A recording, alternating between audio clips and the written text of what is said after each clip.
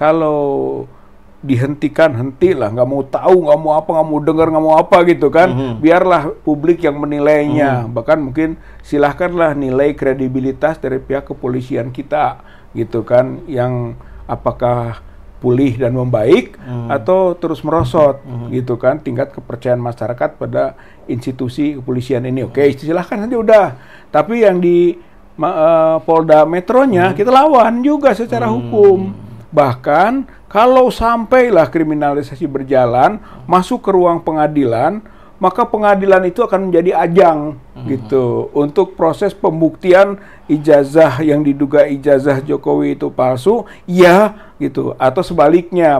Pasti nanti akan ada lagi perintah gitu kan yang lebih akurat dari pihak hakim kepada lab penguji gitu kan, untuk menguji tentang kebenaran materialnya gitu, sehingga rakyat jadi tahu ujungnya. Kalau itu boleh terbuka sidang? Sidang kan terbuka. Disiarkan langsung? Sidang terbuka untuk umum. Sidang itu kan terbuka untuk umum. Jadi paling kita mengoptimalkan momen itu. Gitu. Oke lah, kita dikriminalisasi nih, masuk ke ruang pengadilan akhirnya gitu kan. Tapi di situ gitu ya, sebagaimana disampaikan oleh Dr. Rismond, Dr. Roy gitu kan, kita akan bongkar habis secara scientific crime investigation gitu kan, pendekatan yang sangat saintifik bahwa yang selalu dinyatakan dugaan kuat bahwa ijazah dan skripsi Pak Jokowi palsu akan terbukti nanti. Sampai begitu gitu. Kalau pahit-pahitnya kita akan melayani di arena persidangan gitu. Walaupun kemarin Pak Rismond sudah dipanggil 7 jam dan menyatakan juga itu kan langkah-langkah saintifik itu. Sudah, artinya dia siap. Itu yang kita senang sebenarnya, kalau saya mungkin teman Bu Kurnia gitu kan, atau mungkin Pak Damai Lubis, orang hukum lah gitu kan, tetap tergantung pada keyakinan mereka yang punya kapasitas menguji saintifik itu, Pak gitu. Ketika kita lihat Pak Rismond masih kuat, masih yakin gitu kan, masih semangat. Kemudian Pak Roy juga begitu. Berarti secara substansial dia siap membuktikan tentang kepalsuan dari ijazah dan skripsinya Pak Jokowi. Nah, kita yang berada di sekitarnya ikut mensupport dan akan mendampingi dalam kapasitas yang kita miliki. Nah, di sisi lain Pak Ahmad Rozinuddin pernah menyampaikan bahwa apa yang terjadi di Barreskrim dengan putusan itu tidak bisa menjadi dalil untuk di Polda karena beda kasus, beda nomor kalau tidak salah redaksinya.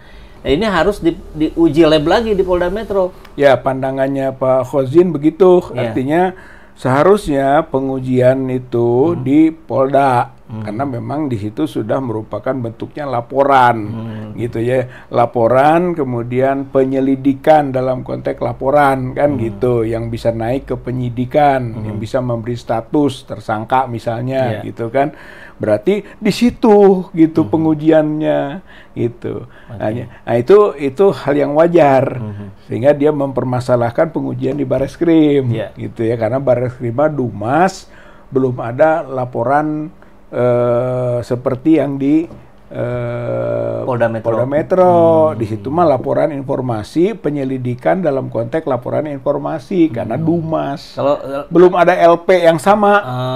Gitu berarti levelnya lebih tinggi yang LP. Sebenarnya lebih tinggi LP.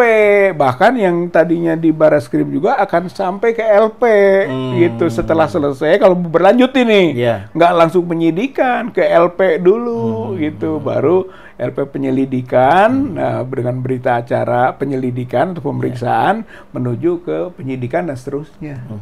Memang ini juga agak simpang siur juga diskusi-diskusi di publik. Konon katanya uji forensik versi Barreskrim itu ada yang dengan diraba katanya. Ya, memang itu karena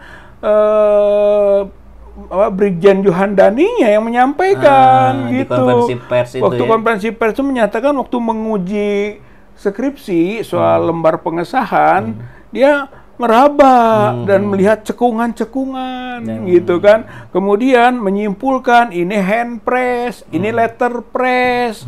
Kemudian konfirmasi ke Perdana Pres. Katanya iya, selesai saja. Gitu, identik saja gitu kan, asli saja. Padahal menurut ahli-ahli yang kita gitu kan nggak bisa begitu caranya. Yang disebut dengan scientific crime investigation, standarnya itu harus diuji lagi, tintanya uji, gitu kan, usianya berapa lama, kertasnya sama enggak yang di lembar pengesahan dengan yang di konten skripsi, sama enggak dengan ijazah, jangan-jangan beda tahunnya, gitu kan, itu nggak diuji, gitu. Belum lagi kalau di ijazahnya diteliti, gitu kan, mengenai capnya, gitu kan, apa namanya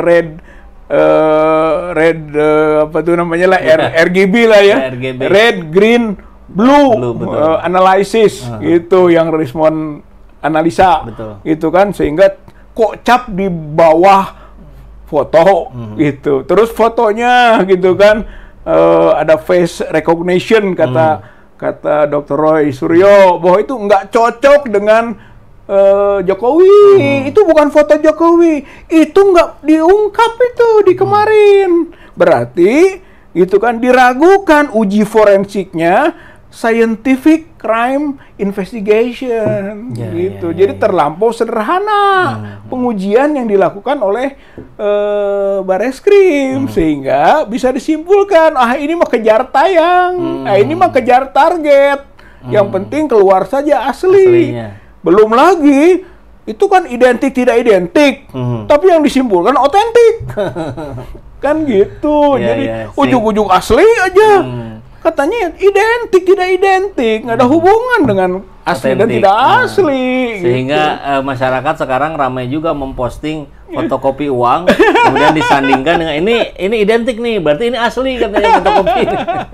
Itu kan sikap kritis publik ya, bahwa cara-cara begitu dikritisi. Enggak lah, masyarakat juga nggak sebodoh itu kok. Gitu. Kalau identik ya identik saja, nggak ada hubungan dengan otentik gitu. Kalau pernyataan yang ini saya ingin mengklarifikasi dulu Pak Rizal, apakah dari Pak Rizal atau dari yang lain yang menyatakan bahwa Bareskrim tidak berwenang menyatakan ijazah itu asli atau palsu? Iya, saya juga menyatakan begitu.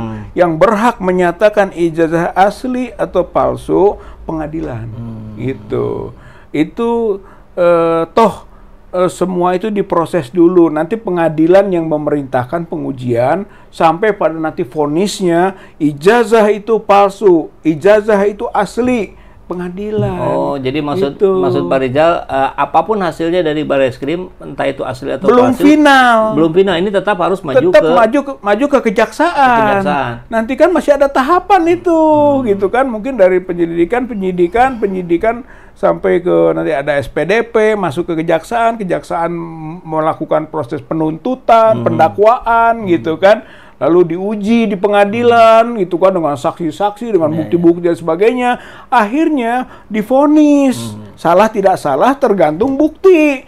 Bukti itu ditetapkan nanti oleh hakim. Itu asli, itu palsu. Sehingga pencemaran nama baik bisa terbukti, gitu kan, karena itu asli.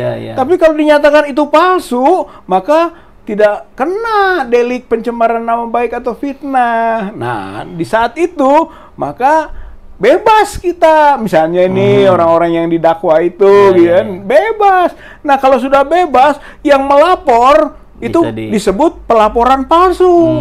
Dia akan nanti kena. Tapi versi Bareskrim ketika ini dinyatakan asli, close case gitu. Nah, Bareskrim close case untuk yang Bareskrim. Dia memberi ruang untuk yang Polda mau dipakai. Yang nanti di sini bakal rame lagi, nggak bisa pakai asli untuk pembuktian pencemaran nama baik atau fitnah, gitu. Jadi hasil dari Bareskrim itu tidak bisa dijadikan dalil hukum. Tidak bisa bagi orang yang tentu mendalami hukum secara benar, ya dia harus mendapat dulu keputusan inkrah dulu dari pengadilan. Asli udah nggak bisa ditolak lagi dari pengadilan. Makanya ketika sekarang dinyatakan asli oleh Bareskrim, TPUA masih keberatan. Satu, karena memang itu bukan menguji asli tidak asli, gitu kan, menguji identik tidak identik. Walaupun Kang Epul, kan kita melihat itu identik dengan apa? Ijazah Pak Jokowi ini identik dengan apa? Katanya dengan 3 temennya. Kita tanya lagi Pak Epul, 3 temennya ini ijazahnya asli nggak? Iya kan? Betul. Kalau ijazahnya palsu, ya kan? Ya identik, tapi identik palsu, gitu.